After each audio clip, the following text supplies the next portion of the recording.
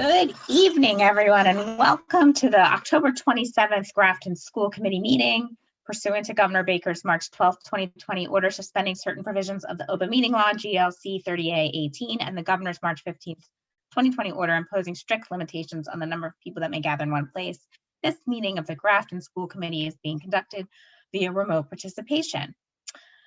No in-person attendance of members of the public will be permitted, but every effort will be made to ensure that the public can adequately access the proceedings as provided for in the order. A reminder that people who would like to listen to this meeting while in progress may do so by visiting the Zoom link found on the Grafton Town website. We will take the attendance and announce all the committee members and school officials on the call. So we will also have a roll call vote for all votes. Tonight, Dr. Cummings cannot be here tonight. Unfortunately, they have had a death in their family. So please keep everybody in your thoughts. I will take a roll call. Laura Often here. Jennifer Conley. Jennifer Conley, can hear you. There you are. Jennifer Conley here. Beautiful. So good to hear your voice. I did get it checked, so hopefully it works. Okay. Yeah, it sounded fine in the practice session. All right. Amy Marr. Amy Marr here. Elizabeth Spinney. Here. Rahul Rati. Rahul Rati here. Great. And for our school, we have James Dewar. James Dewar here. Annabelle Weber. Here. All right. And our school officials, we have Tracy Kalo. Tracy Kalo here. Kristen Gasper. Kristen Gasper here. Anita Patel. Here. And we have Neil Trahan. Neil's here. Excellent. All right. As we've been continuing, public comment is currently suspended and our Q&A is open for questions only. And as always, we ask viewers at home to continue the same decorum they would use during an in-person meeting. And to make sure as we can get to as many questions as possible, we'll have our clerk, Amy Marr, monitor questions. And we retain the right to ask anyone to leave who is unable to act appropriately. And we always invite you to reach out to us via school email accounts or on our GPS budget coronavirus Facebook page. So first things first, I'd like to introduce our Director of Technology, Neil Trahan, and he's going to give us a technology update. Been a very busy man. Yes, we have been busy. Can I share my screen? I hope so. If not, I will allow you to. I think we're good here. Yes? Yeah. Okay, great. So I'm happy to do this tonight. As I was preparing for this evening, I think the last update that I did was back in May, which I think was also remote at that time. Yeah. Got a lot that's happened since then. As always, I want to make sure to thank the tech team for all of their hard work. I feel so blessed to have all of these individuals on my team and to work with them every day. They just pick up the pieces no matter what's going on and move forward. Cindy Engvall was integration specialist just at the high school. She's now moved kind of district level and helped at the district wide really, and has helped us a lot with our one-to-one in 6th, 7th, and 8th grade, as well as with younger grades. And we have a new assistant mobile device manager, Paul Mitchell. So I want to welcome Paul to the team. He started last week and has been shadowing Jamie, who he'll work closely with. So I wanted to thank everyone first.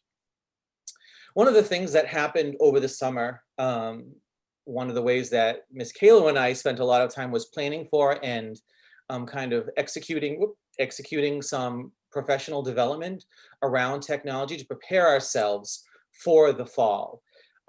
We offered dozens and dozens of trainings. Some of the sessions we had to do 9 and 10 times to accommodate all of the participants. So we made sure that we provided training on Google Meets and live streaming, Google Classroom, various topics within Google Classroom, various topics within Schoology. We provided training just before school started on Edgenuity, as well as many other topics, BrainPop, Bitmoji, Edpuzzle, Flipgrid, Kahoot and Quizlet, Kami, Loom. So many topics, and we did this throughout July and August leading up to this school year. So I think this is a great way to start preparing teachers for what we had to come back to. Mandy Lake created this document, and we've been filling it in with resources and videos. So we videotaped at least one of every training that we did. And we provided links here, and then we added other resources as well. So we have a few more that we still have to get videos up on, but this is a great resources for teachers to come back to, for our paraprofessionals to come back to. And I'm proud of what we did this summer. I think we were able to get ahead of the curve with some good technology training there. Some of the things that we did this summer that kept us really busy really was the distribution of devices for students and families. In addition to the 250 iPads that we always kind of distribute for our freshmen and students new to the high school, we expanded the one-to-one with over 800 Chromebooks for 6th, 7th, and 8th grade students. So that was a huge undertaking right there.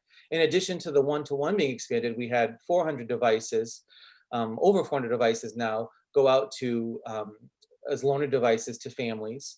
And we also have devices that we've set up for the vast number of faculty and staff that Kristen keeps hiring. She knew that was coming, right, Kristen?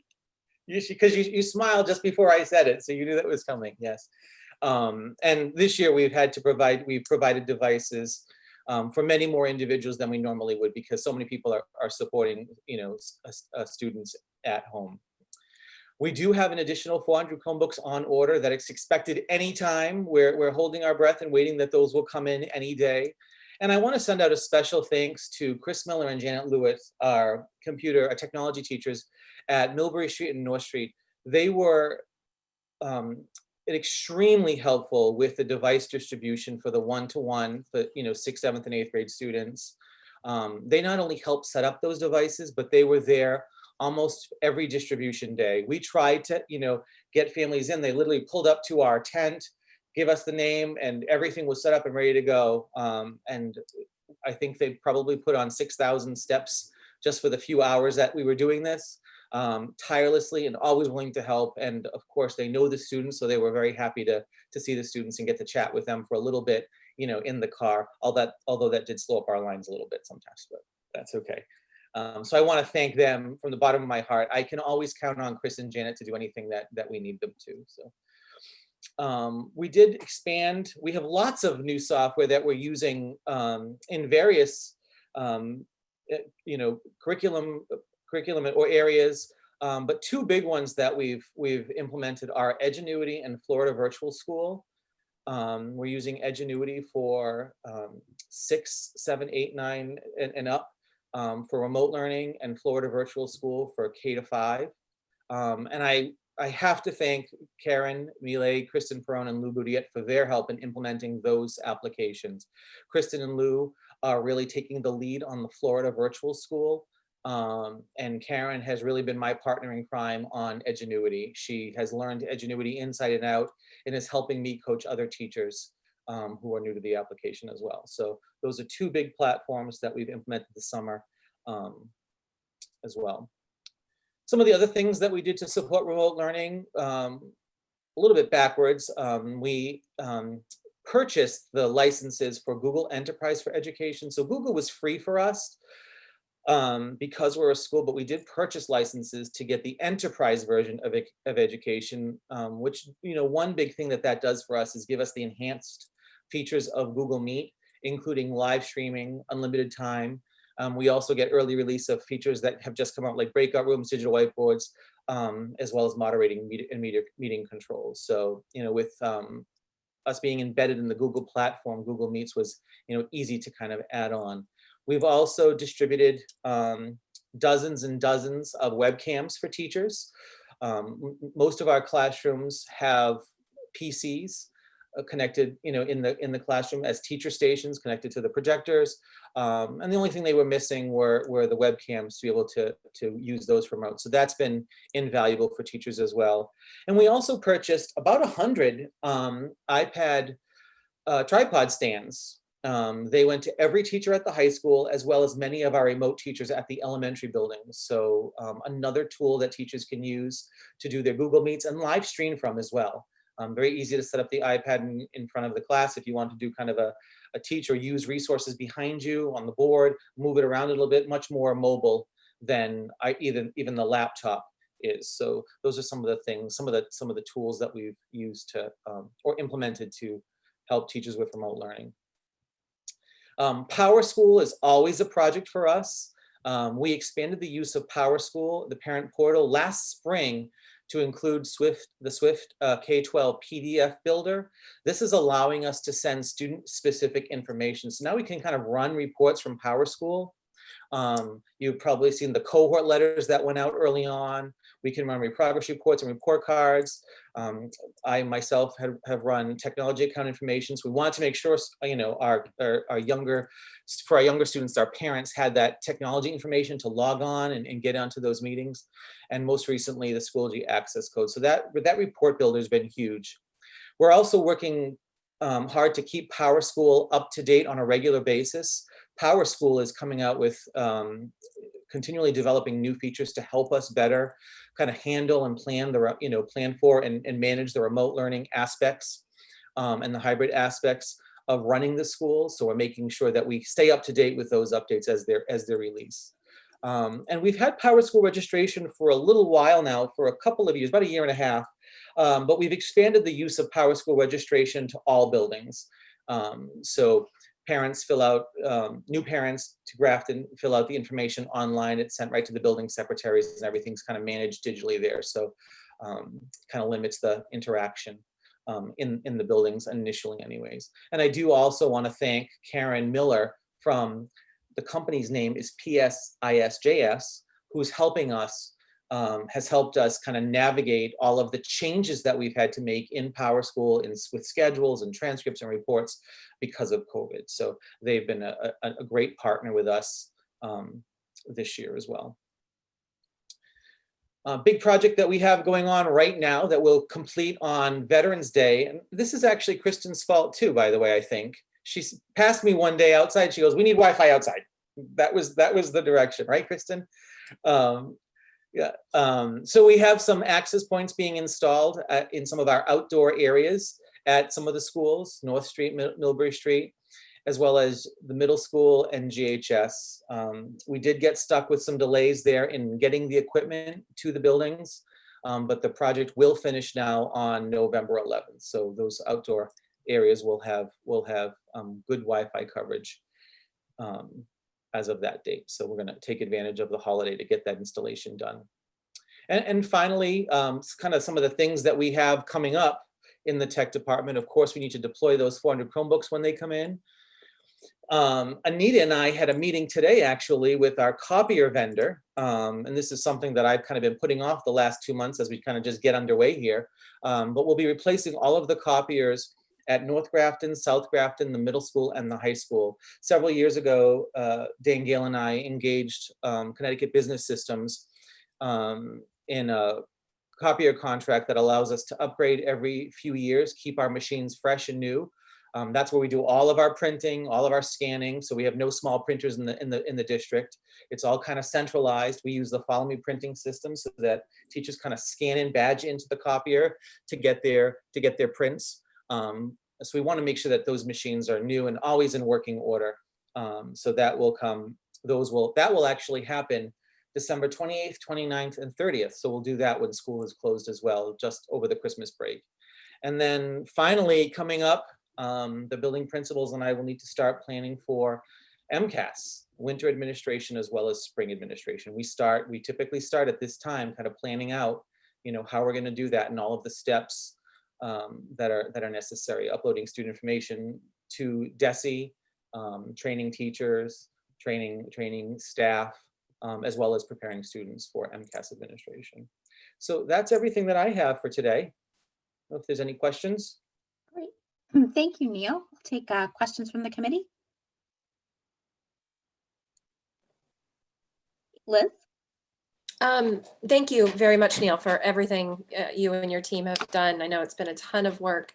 I was just wondering if there are any technology needs that you think you've not been able to meet thus far that would be nice for the school to have, or anything that you'd really love to have that maybe budget doesn't allow so far, or? There hasn't been anything that the budget hasn't allowed. The biggest issue is just the devices. we just need to get that last order of devices in. I know we have some parents, and I appreciate, I sent out an initial form to sign up kind of for loaner devices, and we had more requests than we could fill. We sent out another request saying, we wanted everyone to reevaluate. I was so fortunate that people did reevaluate their need, and so many were willing to kind of plug along with what they had at home until we got more devices. So we just need that last order to kind of come in, for us. I think we're fortunate. We actually did a lot of ordering back in March and April before things got really bad. So all of our iPads for the freshmen were in. We kind of saw this coming a little bit, but inventories are low. But once we get those in, I think we're going to be in good shape. Great, thank you. Jen? All right. Can you hear me? Yeah. Okay. So Neil, I just want to say thank you for doing the resources for the distance learning for technology. I think it's just a nice resource for the teachers and the staff to have. It's just very valuable, especially now. So I kind of, when you're going through it, there are things I looked at and I said, oh, I want to know more about that myself. So thank you for doing that. And also thank you for advocating for getting the Google Enterprise. I know there's so many enhancements, not just with the Meet, but there's so many enhancements that go along with it that when it went away from me, I was like, what do I do now? Because it was free and then all of a sudden it went away. So, thank you for making sure that the teachers still have everything that they need to make it through the year. Oh, my pleasure. Thank you.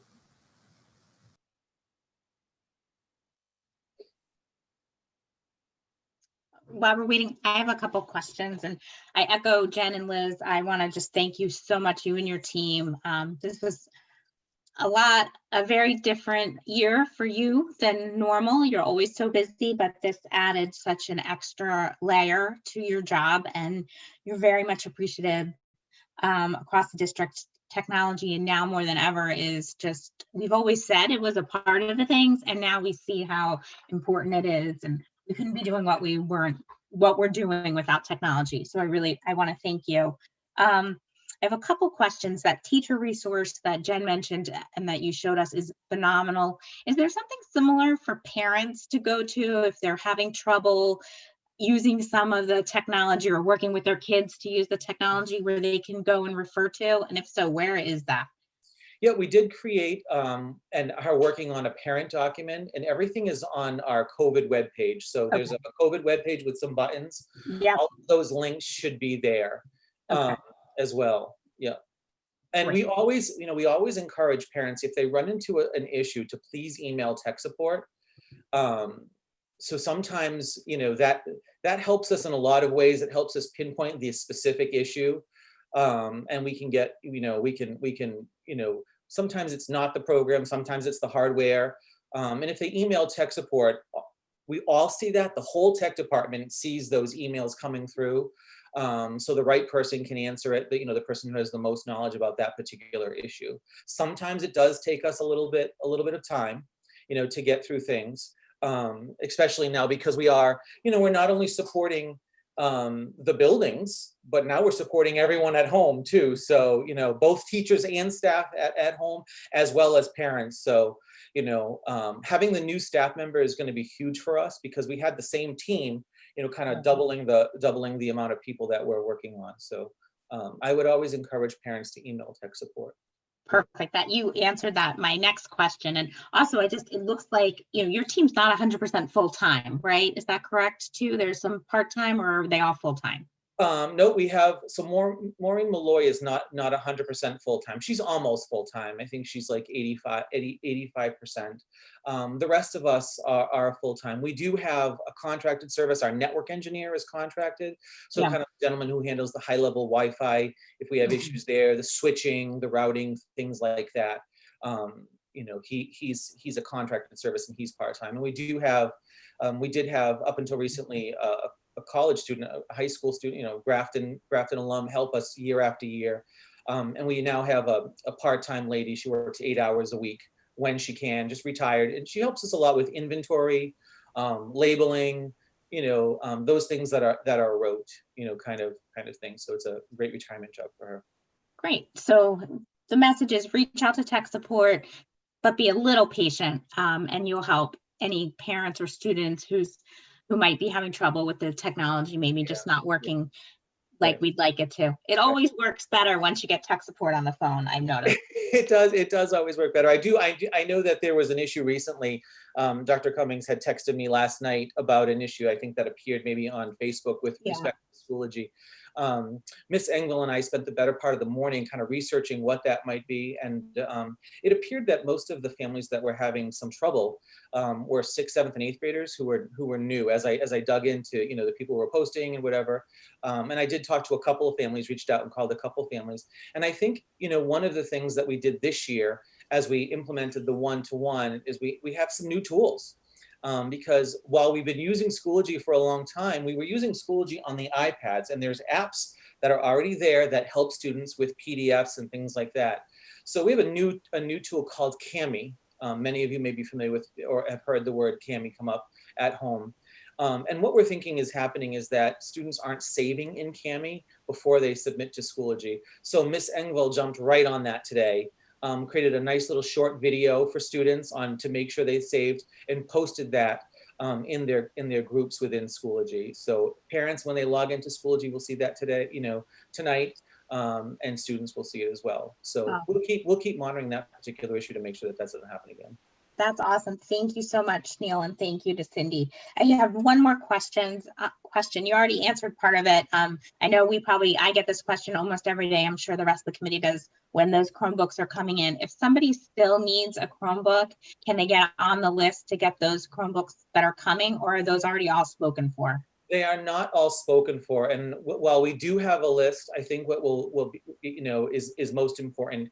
I think we're going to have to do a kind of another sign up.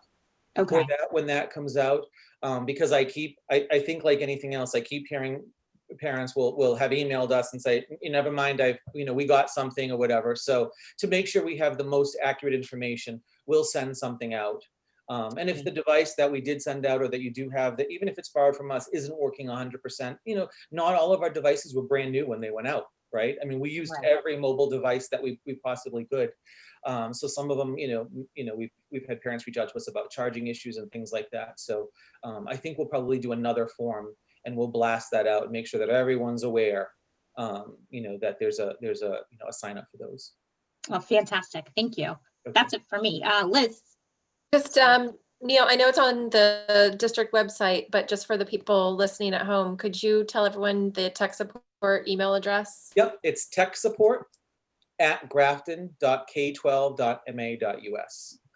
Yep, TECH support, SUPPORT at grafton.k12.ma.us.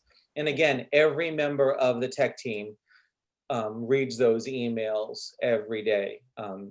Most of the issues are self-assigned. If there's something that's bigger than one person, we meet and talk about it or have phone calls, and we try to get back to people as soon as possible.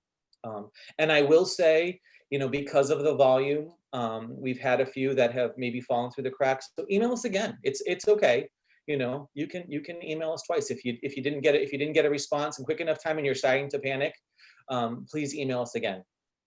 And tell us that this is the second time I've emailed. Now answer me. We'll make sure that we get back to you. Yeah. Thank you. Yeah, I have to admit, Neil, as a parent, I have had issues with sometimes with PowerSchool, and I have emailed and I have received your response within less than half an hour or so, and it pretty much solved all my problems. Oh, good. Thank you. I'm glad that you're a success story. Yeah, we do try. I mean, even on nights and weekends, we try to, especially if we know if something's coming up, report cards are coming up, we've just blasted out, and in those cases, most of our big announcements are timed so that we can support what we know is gonna, happen with parent requests and stuff. So thank you for that. Yeah. Amy. Hi, Neil. Hi, Amy. Thank you and the team for everything that you've been doing. I can't imagine trying to manage the level of support that you are having to deal with. I had a question about kind of like what's next. You're going to get these 400 devices and you're going to send those out to the families, and that's it, right? That's that's where we stop? There's not another order. There's no need for another order, or do you just not know yet? At the moment, there is no other order. At the moment, there is no order. That's what we have. That's the last thing that we're waiting for. So, at this point, we'll have to kind of gauge need and gauge the funding to see where we go from there. We do have some staff devices coming in as well. Some of those arrived today. We have some holes to backfill there as well, just because that order was delayed as well. But right now, that 400 that we're waiting for is the last order, and that is actually, just to be clear, that is our second order of 400. That is our second order of 400. We did get an order early on in early July because we'd done some early ordering. So, thank you. Any other questions from the committee? James, Annabelle, any student questions? No. Sure, you're a little more savvy than some of the parents. But all right. Well, Neil, I can't thank you. It's always wonderful to see you. Again, we appreciate all your work. I was going to ask you what your favorite book was from the shelves behind you, but well, I'll tell you, just recently, my daughters and I watched a new movie, the One and Only Ivan. Does anyone see that movie? And I used to read that book to them when they were little, so we were excited to see that movie. And there's a sequel out now. I guess another book about Bob the dog. So so the One and Only Ivan would be my favorite book. That's actually not on that shelf behind me, but well, it could be. You might not know. All right. Well, Neil, thanks again. And we'll see you soon. And thanks for all your work. And just again, Liz, thanks for answering that question. If anybody watching from home has any issues, to reach out directly to tech support at k.12.mas.us. Yeah, great. Thank you so much, Laura. Thank you, Neil. Have a good night. Good Bye-bye. to see you. All right. And next we're going to hear from Tracy Kalo, and she's going to provide us with an update on what we're doing with some of the remote learning, correct? Laura, give me 1 second. Yep. I seem to be having some computer difficulties. As Neil leaves. I'm sorry. Right, Yeah, as Neil's Neil. gone. We should call Neil back. Yeah. Let me know. If not, we can go back to you, Tracy, if you want. Hold on 1 second.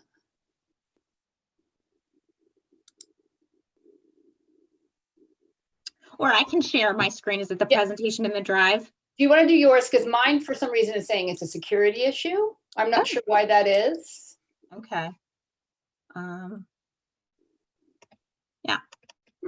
I'll have to look into that. I'll have to ask Neil. Let's see. Go up. School committee update. Yep, right there. There it is. Awesome. Thank you. Yeah, just tell me when to go. Okay. So everybody can see it. I can see it. Okay. It just seems like it's taking a minute to load. We have like 3 Zoom meetings, not that anybody cares, but 3 Zoom meetings going on in the Often house right now. So that tests our Wi-Fi. Looks like it's coming up. So I was thinking as Neil was speaking that this might be Kristen Perrone night at school committee. He was able to kind of address how she's supporting Florida Virtual School with Lou Boudiette, really the back end piece of it, making sure that, teachers are loaded and students are loaded and we can use the tool well. In addition to that, I think the committee knows that she is the coordinator of our Remote Learning Academy. What I get to speak to tonight, I'm pretty excited about, is an additional role that she has really fully embraced in terms of putting together an at-home Google Classroom. And I've identified some things with some red arrows in the next couple of slides that I think are important for the committee and obviously parents and anyone else viewing at home to note. So really the purpose of having an at-home Google Classroom is to make sure that Our students who are home, either sick and or quarantining, can keep pace with the grade level curriculum. And in order for that to happen, what Kristen has done is she has created grade level Google Classrooms that have myriad academic options. So you can see next to the academics arrow, we have some must-do activities on each slide. Those must-do activities actually come from the teacher's Google Classroom itself. There are some optional activities. Kristen has created audio directions on each slide for our learners. She's put in specials, some additional grade level activities, and some choices for those students who are early finishers. But I think what is particularly outstanding about the slides she's created is that parents have their own page and a communication form that they can communicate with Kristen if they're having any questions or difficulties. And you can move on, Laura. Oh, shoot. Now I have to figure out how to go back. Is it down at the, there you go. So in addition to academics, Kristen and I talked about how there should be a piece of assessment for students to be able to process what they've learned, to show what they've learned, to demonstrate that. And so what she's done is she has allowed students to demonstrate their learning through a Flipgrid video, as you see here, to share their work, their thoughts, and their voice at the end of the day. You can flip, Laura. Okay. You're doing great, Laura. Thank you. In addition, I love this idea too. Parents can fill out a ticket to leave at the end of the week to give some feedback about what they see at home in terms of their child's progress, and as well as the parent communication form that I just mentioned. So parents can pose questions and get some support from Kristen directly. Oh. And here's an example of what a kindergarten at-home classroom would look like. So as you can see, she gives some directions as how students will process their learning, and parents will do a ticket to leave. And you can go to the next slide, Laura. Okay. So here's a great example of some of the things she's done. She's put together, so this would be a phonics review, and you can see in the red corner at the top left-hand corner of the slide, the red arrow, she indicates for kids that they should be doing 2 of those activities per day. And then down by where Kristen's image is, there's another red arrow, and you can see parents have the ability, or students can click that button and they can hear Kristen's voice directing them what to do. And then obviously all the hands are different options for students to participate in different activities. And then the next slide, you can see that she is again giving some directions about the different ways to read. And then she's giving some examples in her audio in the bottom right-hand corner where that red arrow is. That would be her audio instructions on the 3 ways to read a book. And then the next slide. Here's all of her different, I love how she's differentiated, and she's provided so many choices for students in terms of reading. So if they're going to complete their 20 minutes, they have several different options from which they may choose. And then the next slide should be writing. She's included some writing. She's added a page to journal. And again, she's got lots of options, and she's got some audio description of that. And then the next slide, I believe, is math. There it is. Yep. Very similar to the reading, lots of options and more audio instruction. And then in the next slide, you can see that she allows the students some time to put together a Flipgrid. And what I particularly love in the arrow at the bottom of the slide, you can see that Kristen has created a video for parents so that they can understand how do you create a Flipgrid to support students at home. And then that last slide's a nice example of how Kristen has provided a ticket to leave for parents to provide feedback in terms of academic progress, as well as any questions they might have to get those to Kristen so she can support. And with that, I can take questions on the at-home Google Classroom. All right, I'm gonna stop sharing, but if we need to, I can always go back, unless people want me to keep it up. Okay. All right, any questions, Liz? I saw your hand first. Thank you, Tracy. This is great. Very comprehensive. Yeah. where would this reside? Do the students who need to use it need a code to sign up for this classroom, or to, like with some of the classrooms that they get into? Or That's a great question. So essentially how the process is working right now, and of course we will refine it if we feel like it needs to be changed in any way. But right now what will happen is a teacher will email Kristen directly to say that a student is out, and then Kristen will then contact the parent directly with the kind of the instructions about how things will be, with a direct link to the Google Classroom, and then any questions or concerns they might have, they can respond directly back to Kristen.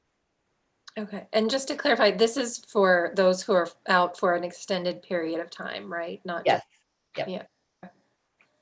Thank you. Of course. Any other questions? Jen? No sound, Jen. Oh, there you go. I can hear your laugh. Go ahead. I did get it tested. I brought it to tech support. They said it was good.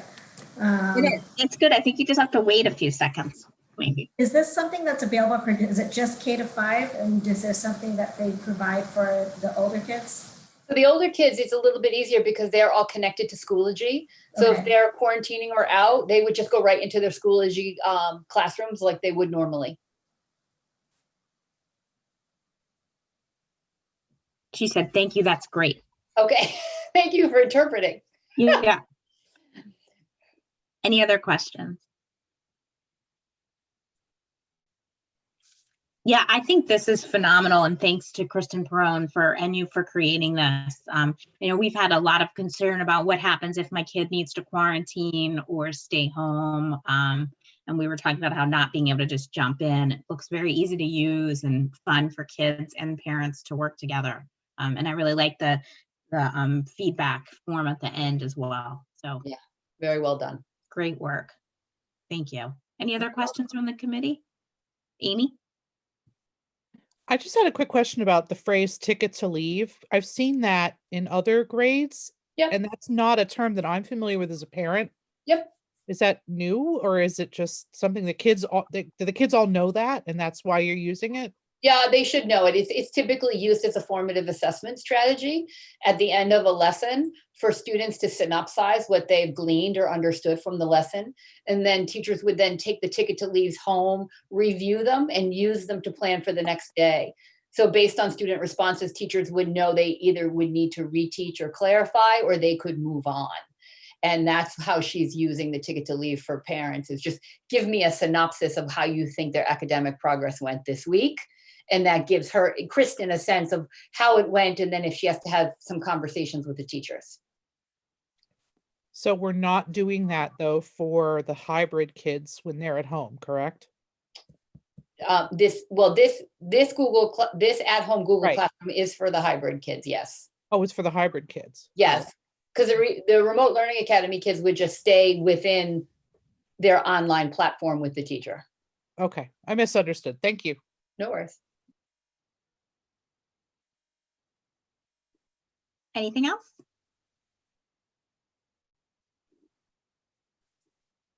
All right. Well, thank you, Tracy, and please extend our thanks to Kristen as well when you speak with her. I know she's been doing phenomenal work. So Yes, she has. Absolutely. Thank you. great. All right, thank you. And then next up, we're passing over superintendent goals tonight, and we're going to move on to future agenda and schedule planning. Just a reminder, we have CIBC tomorrow night at 8 o'clock. If you can make it, Anita, you're ready. Train will present to both committees. It will be recorded just in case. And if you can't attend and you have questions, please feel to send them my way and I'll be happy to ask on your behalf. You did a great job, Anita, last week, I believe, at CIPC. You were phenomenal. And that committee asked a lot of good questions as well. So I'm excited to hopefully get this project moving forward. So that's tomorrow night at 8. Our TRICOM meeting, we have town meeting on Saturday, if you feel comfortable and can make it. I don't really think there's anything major for the schools, but it's still good to attend if we can. and that's at 2:00. And then we've TRICOM meeting next Thursday, the 5th of November. So far, I'm still working on the agenda. It's a simple agenda. I think we'll do introductions because there's a lot of new members on the committees and talk about the budget process. I don't expect this to be a very long meeting. So if you can't make it, don't worry. We're not going to be making any big decisions, especially, our budget is so far up in the air right now, but I think it's been the goal. I know it's one of the goals of the select board to try to increase communication between committees. So I feel like this is going to be kind of a meet and greet and share what our strategies are. Amy? I had a question. Are we only talking about the budget process for fiscal 21, or are we dealing at all with 20? Yeah. Oh yeah. Yeah. 2022. We're 20. You mean 20? So what are we in Yeah. now? We're in 21. I'm sorry. Are we going to talk about 21, or are we only going to talk about the following fiscal year? Because one we're in right now is fiscal 21, right? Or is it fiscal? Kristen's nodding, Anita's nodding. Yeah. So, Yeah. But we have to start planning budget for 21, 22. right. My question is, are we talking at all about this current fiscal year? Sure. Okay. Yeah. I mean, we have some major challenges, but I don't know. Yeah. If the federal money doesn't come through. Yeah. And we still don't really, I think I saw state budget through like November or something like so budgeting, but I'm not sure how much, it'll be an update from us and I think the rest, and I believe Peter was asking his committee tonight if there was anything else they wanted on the agenda. Sorry, Amy, I always get confused with that we're like already talking about 2022, but we're in 20. And feel like I when have you it add moved to academic years 19. on top of it, it makes it so ridiculous. I know. But we're on top of it. Okay. I can't feel like I keep bringing them up, but we have been in contact with CPAC and they wanted to move to hopefully our following meeting, but I'll get them on the agenda as soon as they're ready and feel like they have something they want to talk to us about. Jay and I went in on the drive and we added in, I think it was Liz a few weeks ago or probably a month ago at this point, talked about maybe bringing principals in a little earlier. Kind of in the place of all the budget, since it's so up in the air, we'll start bringing principals back in and they'll give us updates on their schools. So Jay has assigned them kind of arbitrarily through the next dates, I think in a couple of weeks, not our next meeting, but the meeting after that. And then they can switch if it works better for their schedule. So that's going to be nice to get to kind of hear some from the principals. So anything else you'd like to see? We'll obviously do goals in 2 weeks when Jay's back. And we'll talk more. We didn't get it tonight. Still a little soon. We'll talk more about the results of the survey from kindergarten and first grade. Was that going to be your questioning? And talk about kind of what next steps and what that looks like. I know people are anxious on that. And Amy, question or? Well, you said, what do we want to see? And I don't really want to see this, but I think we are going to need to talk about fees again. Because we We do have, we said that we were going to do that toward it'll be soon. Oh my gosh. Yep. Yeah, already, right? Because Yeah. did we say, I went back and looked and it was unclear if it's through the first semester, then that takes us into January. I thought we said end of the year. Yeah, I guess it's up to us anyway. Yeah. I mean, I think it's it would on the agenda, so I want to share my thoughts. Oh, Anita? Anita's got her hand up. So I think we said that we were going to revisit it for January. So I think parents are good through the end of December. And I think we said that we would revisit it for the January timeframe. Yeah. So I'll get that. I think we should put that on the next agenda, Amy, in case we do vote to bring in fees. That's still going to be a short time limit. So thank you for bringing that up. Felt so far away, and yet here it is. All right. Okay. We have a warrant. No, we're going to approve minutes first. Sorry. Then we'll do a warrant.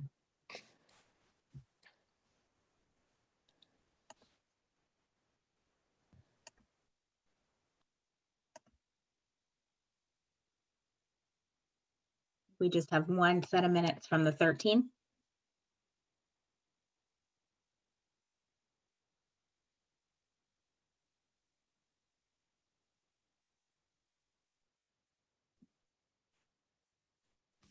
You should just keep yourself off of mute, Jen.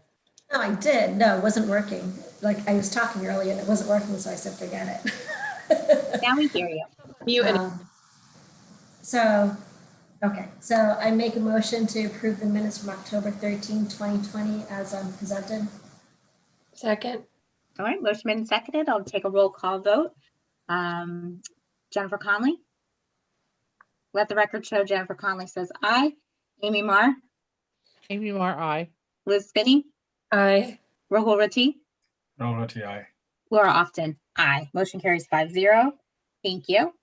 And we'll do the warrant. I move the committee approve the warrant number 18 dated 10/29/20 in the amount of $739,486.19. Second. Motion made and seconded. Any further discussion? Great, hearing none, I'll call for a vote. Jennifer Conley? Aye. Amy Marr, Amy Marr, aye. Elizabeth Spinney, Aye. Rahul Rati, Rolati, aye. Laura Often, aye. Motion carries.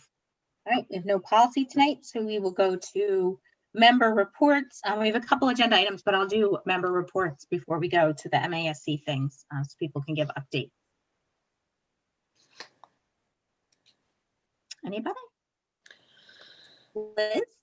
We had the TA screening committee, I think it was the day after our last school committee meeting. So that was October 14th. We reviewed the public input that we received and put together a plan for moving forward. The next step is to, the select board, I think, has now issued a calling for resumes.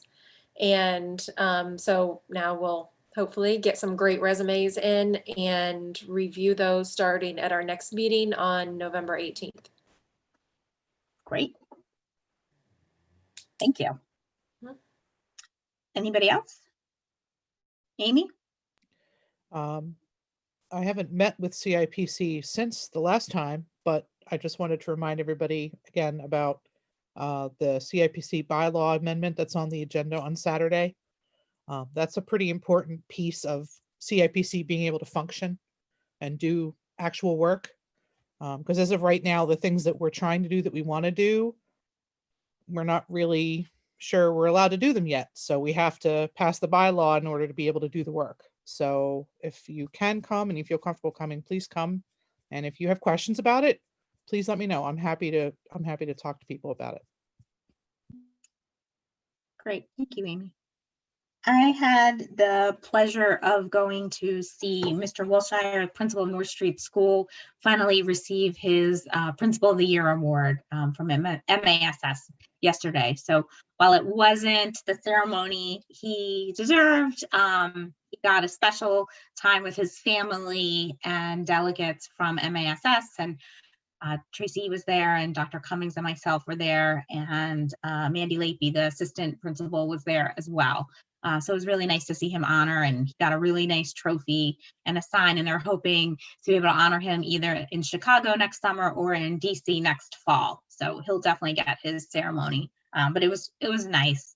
It's wonderful to celebrate our tremendous leadership. And Mary Coakley, although she's not with the school district anymore, also received her award that she got while she was in Grafton yesterday. And I believe, Tracy, did you get to go over too?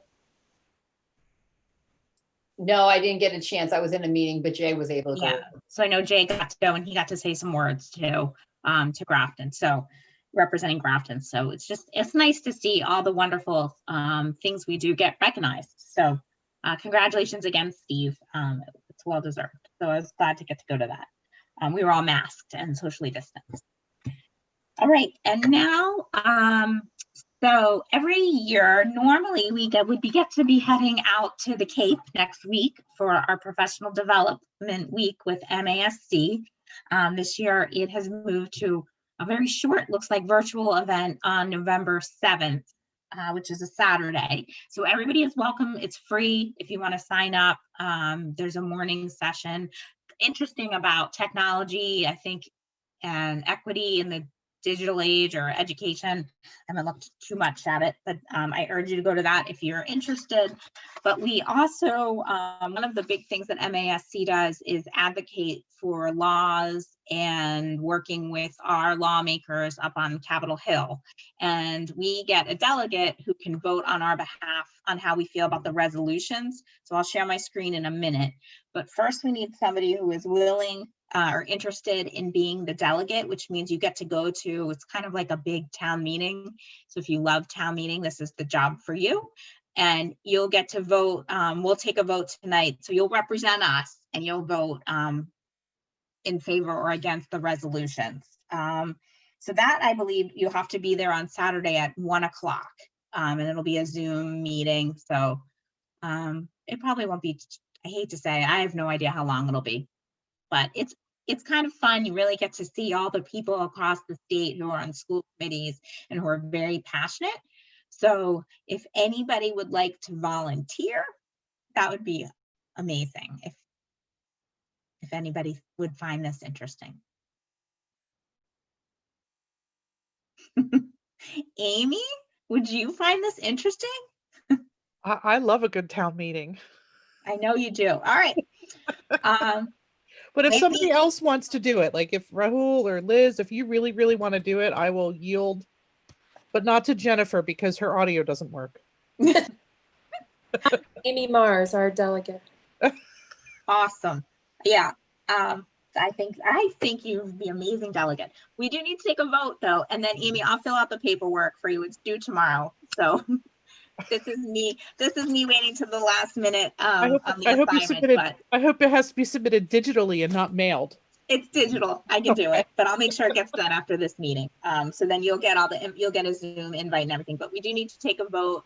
Can I get a motion to nominate Amy as our delegate for the 2020 MASC conference?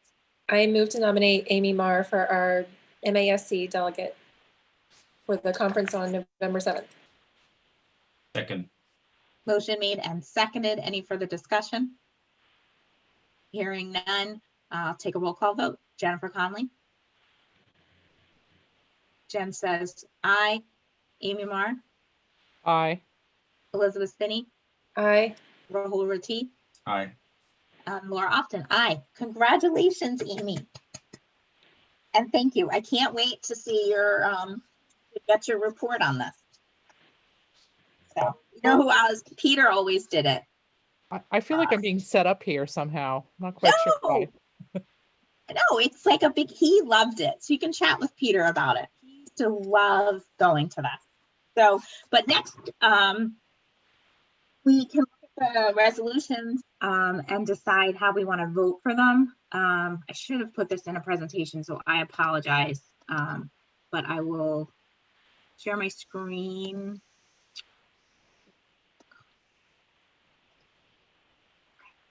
Can you see my screen now? Yeah, okay. So there are, I believe, how many? There's a lot. So my thought was, hopefully you guys all had a chance. So there's 10 resolutions. We could do one by one, or we could do it as a consent agenda. No, I'm just kidding. But we could just group them all unless somebody has a strong objection to one, and then we can pull that one out. And if you have any questions about them, I'm not definitely the expert. This comes from MASC and this is what they're advocating for. So if you guys want to, I'm happy to go through them one by one. Liz. Laura, I don't have any objections to any of them per se. But I do, I guess, have some reservations about some of the language and how these, I guess maybe I need to understand a little bit more how these resolutions are used. I know some of them just means that the MASC as a group is going to advocate for certain legislation, but some of them don't get to that. They just say things like, for example, the one I'm looking at, and if you scroll up just a little bit, you know, of course, I believe that racism is abhorrent and there's no place for it in our schools. But the language in this one, I just want to, I guess, understand how this would be used, because as an employer also of people in the schools, you know, and as an attorney, I sort of read it with that lens. Yeah. And I want to make sure, and I want these to also agree with our policies that we've adopted, and as an employer, people, we need to be careful about the wording of our policies, and there's just certain words like guarantee, and you know, can we guarantee, and the other word, I think at the second to last paragraph, or maybe it's the last paragraph, ensure, that the school committee will ensure, like that, you know. So we already approved this resolution and edited it for our own usage. It's the difference in what we. Yeah, so we never need to take everything that MASC gives us and adopt it. Okay. These are things that overall as a district, we kind of agree with and want them to advocate for across statewide. So wording, I mean, I'm not exactly sure how that's done. I would probably reach out to whoever, I mean, Amy, I guess, as our delegate, if you want to stand up and amend it on the floor. But I think for the most part, it's taken as the spirit of the resolution. Okay. Versus every word. And so something like the resolution, that was something we did over the summer, and we approved it the way we felt was appropriate. And we would never just take these as policies regardless. We'd have to look at them through a policy subcommittee and Right. vet them and get it how we wanted to make sure they were okay. Okay, so this isn't, when this goes, because I haven't been through this process before and in this meeting. Yeah. So I just want to make sure, so when we're advocating, or when we're voting for this, we're not adopting anything different. No, oh gosh, that's a great clarification to make, Liz. Okay. We are not adopting. All we're doing is voting to give Amy direction to go to the meeting and say, yep, Grafton, we agree for supporting increased federal support, or we don't agree with resolution number 5. I'm just looking at resolution number 5. Okay. So but that doesn't mean that that's a great question, Liz. That doesn't mean that all of a sudden now, you know, the MCAS, for instance, that we're not going to have MCAS in Grafton because we support this resolution. These are like our, I guess, a lobby, maybe. They're like lobbying for this to go forward. And I mean, I've seen a lot of these, they just never go anywhere, but then they get together and it's the advocacy of the group. Okay. Does that help? Yes. Thank you for clarifying that. No, yeah, like I said. The lawyer, and I'm like, you know, I'm getting into the details and probably the weeds of this where I probably don't have to, it sounds like. No, but it's good. That's why you're on policy subcommittee, my friend. Oh, yeah. Because of your strengths there. Yeah, okay. So again, I mean, maybe it does make sense to go through one by one then. I don't want to pressure anybody into voting a certain way. I'm always conscious of time. So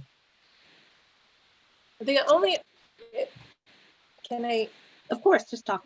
What I wanted to discuss, I guess, before we start voting, I wanted to see what people thought about resolution 4, because that's sort of in general a big topic.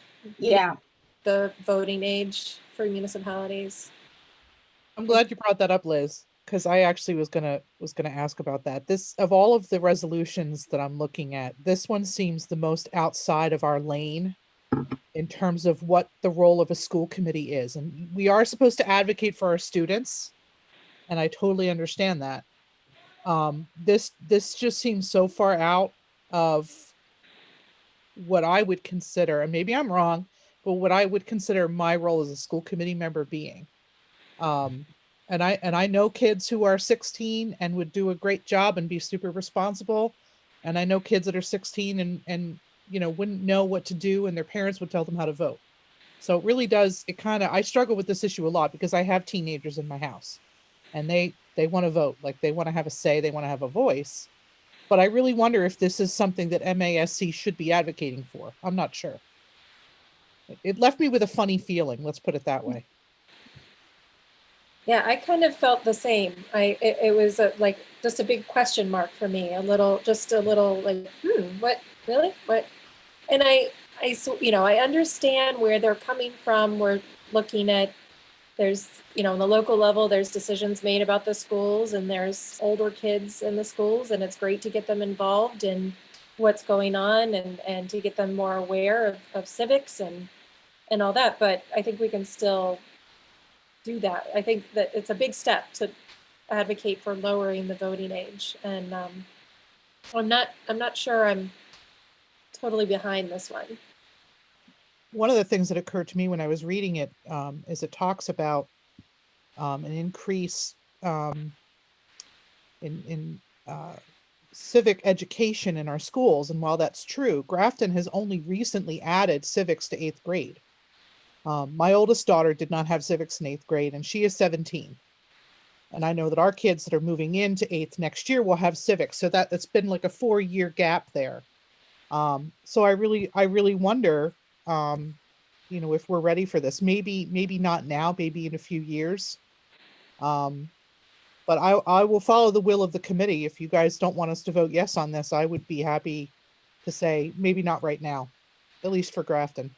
So I just want to jump in. I'm in favor of this, just to get the other side. I think about a lot. This stressing is for municipal voting. And I think about all the decisions we make as a school committee, and recently an override, and if there's a new school that needs to be built, that's not on the docket, so nobody at home freak out, but in the future, and people who are 16, 17, who still have a few more years, I feel like should get a voice, and are often working and paying taxes. And this is a great way to get a voice on who's representing them in local government, as opposed to having to rely on their parents to do the best thing for them.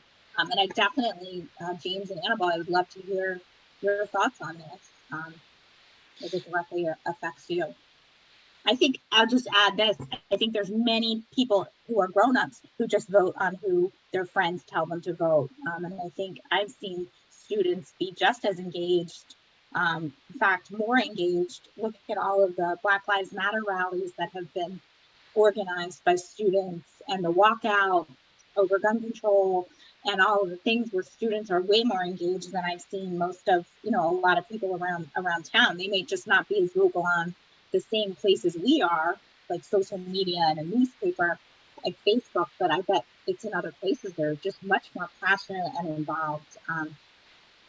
And I think civics is stretched in different classes as well. I've seen it in my children's language arts English classes, for instance, where they've had to write essays on if everybody's equal in the United States right now. So I would say they're probably just as involved, if not more so, than their parents. I would be a yes on this. And I cut you off, but James, Annabelle, I don't know if you wanted to say anything. James, you were nodding. Yeah, with like 16-year-olds being able to vote in municipal elections, those who are interested in that and willing to do that will vote, and those who aren't interested in that just simply won't vote. But I think it would be good to have the option there.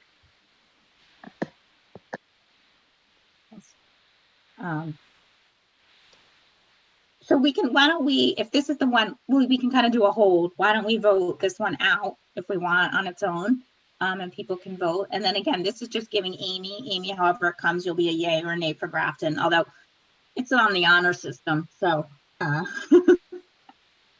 I will bend to the will of the committee. I thought it warranted a discussion, because I feel like this is the one thing that our student reps, Yeah. I'm glad you asked them. I'd love to hear them weigh in on this one. But these two are already more involved than most of their peers, right? Right. So that's one thing to consider. Annabelle's over there smiling, so I'm guessing she's a yes. She's super involved. I mean, I do agree with you, Amy. This is a little odd out of the lane. I'd be curious what the discussion is at MASC for this one, because I do think it's kind of out of our lane. But as kind of an advocacy group, MASC has influence, right? So they'll take that and they'll kind of go out, and if we're strong, it doesn't feel like we are, but if we do feel strongly about it, then we can advocate for it in our community and get it passed. And I mean, this is going to take, just like you said, Amy, this isn't going to happen this year. None of this that gets passed is automatic. MASC is not like a lawmaking body, right? It's a policy. So Something that just occurred to me is I wonder if the Massachusetts Association of Student Councils, another MASC, if they might have brought this in and asked for MASC's blessing on it.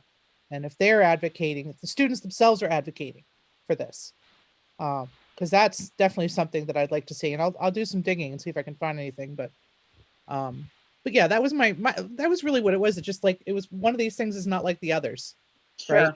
Like all these other things are about education, and then there's this one outlier. Well, you know, I had like many years ago, one of the first resolutions was about people who take a higher income, make them pay more money in taxes. Was a big MASC resolution. They were trying to get picked to better fund education. You know, it's not exactly in the lane, but so I've seen some kind of crazy things over the years. So, but why don't we take this one out? And then if there's any other ones that people are on the fence of, take it out and discuss. Because again, I don't want anybody to feel like they have to vote one way or the other. So can I have a motion on resolution 4? And you can vote yay or nay on how you want Amy to represent us at the delegate convention.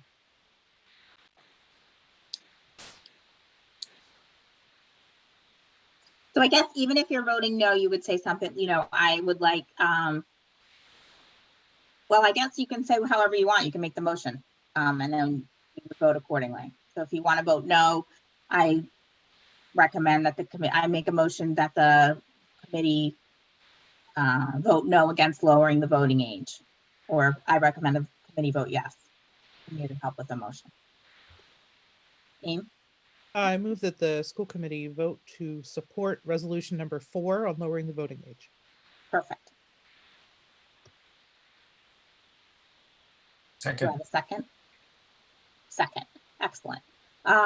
So if you, okay, I'll take a motion. The motion's made and seconded. I'll take a vote. Jennifer Conley. Eric, I'm pretty much feeling like everyone else, not sure. I'm going to say no. Okay. Amy? No. Elizabeth? No. Rahul? Aye. Laura? Often aye. So motion is defeated 3-2. So Amy, you'll be voting no on resolution 4. Okay. Are there any other ones that have stuck out for somebody that we want to discuss?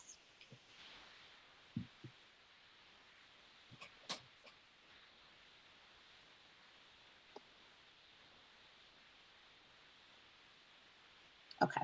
Then what I would like, if possible, just to do a vote motion, I guess, accept resolution 4. So good luck when you're trying to.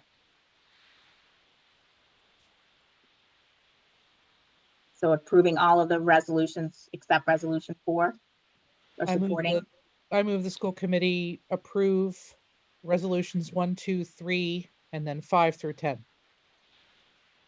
Second. Motion made and seconded. Any further discussion? Hearing none. All those in favor? Jennifer Conley? Jennifer Conley says aye. Amy Marr? Aye. Elizabeth Spinney? Aye. Rahul Rati? Alrighty, aye. Laura Often, aye. All right, motion carries 5-0. Excellent. That was a neat discussion. Yes, I said neat. Thank you. And thank you so much, Amy. I'll be looking forward to kind of hearing what comes out of it and any other interesting things that come up during all this. And I'll get you registered ASAP tonight because we're just about finished. I received no correspondence. Do not need to go into executive session. So I will take a motion to adjourn. I move to adjourn. Second, Motion made and seconded. Any further discussion? Hearing none. Jennifer Conley? Jennifer Conley says aye. Amy Marr? Amy Marr, aye. Elizabeth Spinney? aye. Rahul Rati? Aye. Laura Austin? Aye.